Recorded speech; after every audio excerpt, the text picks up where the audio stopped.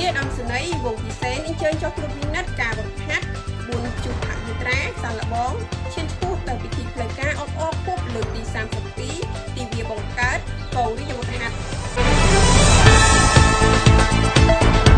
នៅព្រឹកថ្ងៃអង្គារទី1ខែកក្កដាឆ្នាំ2025ឯកឧត្តមនាយឧត្តមសេនីយ៍វងពិសេសអគ្គមេបញ្ជាការនៃកងយុទ្ធពលខេមរភូមិន្ទបានចេញត្រួតពិនិត្យការបង្ហាត់ក្បួនព្យុហយត្រាសាឡបងដើម្បីឈានឆ្ពោះទៅការប្រារព្ធពិធីផ្លូវការអបអរខួបលើកទី32ទីវាបង្កើតកងរាជអាវុធហត្ថ14កក្កដាឆ្នាំ1993ដល់14កក្កដាឆ្នាំ2025និងសម្ពោធសមិទ្ធផលនានាដែលប្រព្រឹត្តទៅនៅវិជ្ជមណ្ឌលវឹកវើនកងរាជអាវុធហត្ថភ្នំជុំសែនវិរីកងរាជអាវុធហត្ថគឺជាផ្នែកមួយនៃកងយុទ្ធពលខេមរភូមិន្ទបានបង្កើតឡើងនៅថ្ងៃទី14ខែកក្កដាឆ្នាំ